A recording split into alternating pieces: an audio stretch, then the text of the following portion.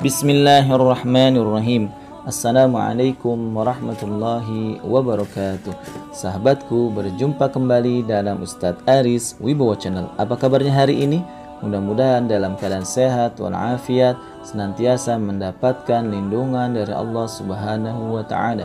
Sahabatku, kembali kita akan melanjutkan kajian kita. Yang kali ini kita akan membahas tentang dahsyatnya kekuatan basmalah. Basmalah atau bismillah, bagaimana pendapat para ulama?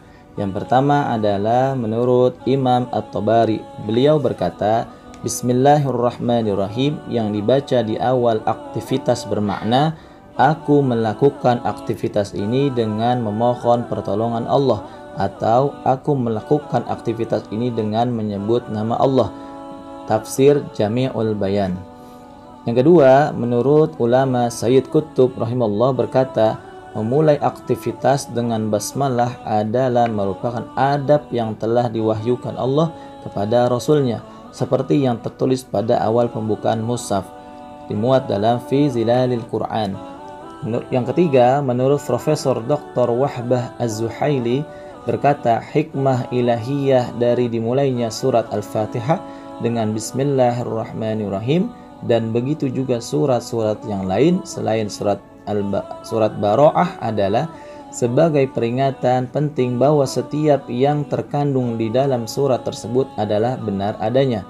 Begitu juga apa yang dijanjikan Allah untuk hamba-hambanya adalah benar, dan hal itu juga merupakan bentuk dan anjuran agar setiap aktivitas kita dimulai dengan membaca basmalah untuk mencari pertolongan Allah dan persetujuannya, sekaligus membedakan antara kita dengan orang di luar Islam yang mulai pekerjaannya dengan menyebut nama Tuhan mereka dan nama tokoh pujaannya, dimuat dalam tafsir Al-Munir.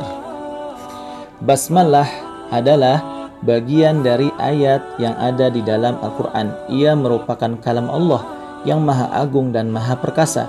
Tentunya tidak akan sama dengan perkataan manusia, mungkin karena minimnya pemahaman kita seputar makna basmalah atau tidak tahunya kita akan kedahsyatan fungsinya, sehingga kita menyepelekan bacaan tersebut, atau sewaktu kita membacanya tidak merasakan nuansa yang religius dan juga tidak merasakan kehadiran Allah bersamanya.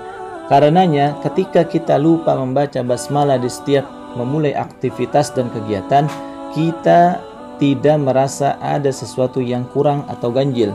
Padahal kalau kita simak bagaimana terjadinya perubahan fenomena alam ketika basmalah itu turun, kita akan menjumpai betapa dahsyatnya kalimat basmalah tersebut dan betapa pentingnya kalimat itu untuk diucapkan saat memulai segala aktivitas. Simaklah apa yang dikemukakan sahabat Rasulullah SAW di bawah ini yang menceritakan terjadinya perubahan alam saat turunnya ayat basmalah. Jabir bin Abdullah berkata, ketika Bismillahirrahmanirrahim turun, mendung tebal bergeser dan bergerak ke arah timur, dan angin pun terhenti. Air laut bergelora dan bergelombang. Hewan-hewan mendengarkannya dengan seksama, dan syaitan-syaitan dilimpari bintang dari arah langit. Dan Allah bersumpah dengan kemuliaan dan keagungannya bahwa tidaklah sesuatu dinamakan dengan menggunakan namanya kecuali Allah akan memberkahinya. Tafsir Ibnu Katsir dan Fathul Qadir. Lalu Aisyah radhiyallahu anha menguatkan apa yang dinyatakan Jabir di atas dengan perkataannya, ketika Bismillahirrahmanirrahim turun, bergetarlah gunung-gunung sampai para penduduk Mekah mendengar gemuruhnya. Mereka berkata, Muhammad telah menyihir gunung-gunung. Lalu Allah mengirim mendung tebal hingga menaungi para penduduk Mekah. Kemudian Rasulullah SAW bersabda, barang siapa membaca basmalah dengan keyakinan yang mantap, maka gunung-gunung akan bertasbih bersamanya. Hanya saja dia tidak mendengar suara tasbihnya sama sekali. Hadis riwayat Abu Naim dan Ad-Dailami. Sahabatku, itulah kedahsyatan basmalah ketika diturunkan. Sampai gunung-gunung bergetar, sampai langit pun menyaksikan turunnya asma Allah yang luar biasa ini. Ya Allah, jadikan kita, aktivitas kita setiap saat memulainya dengan basmalah atau bismillahirrahmanirrahim. Ya Allah, jadikanlah kami orang-orang yang senantiasa mengawali perbuatan baik ini dengan mengucapkan basmalah. Hasbunallah wa ni'mal wakil, ni'mal maula wa ni'man nasir. Ya Allah, mudah-mudahan yang sedikit ini bermanfaat. Kita berjumpa lagi pada kesempatan yang lain.